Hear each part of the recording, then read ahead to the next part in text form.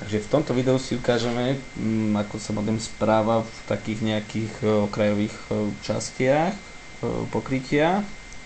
Toto je lokalita, kde vlastne končí signál Edgeu a začína signál Flareonu.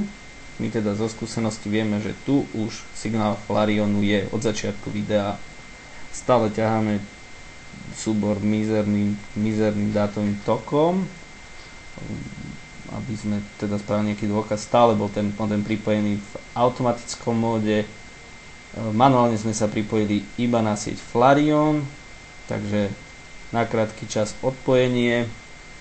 Chvíľočku počkáme a teraz sledujte ten raketový nástup rýchlosti, ktoré vlastne v sieti Flareon sme mohli dosahovať už od začiatku videa a ten modem nebol schopný nás upozorniť počas takej dlhej doby, že tá sieť už dávno je dostupná a môžeme ju použiť.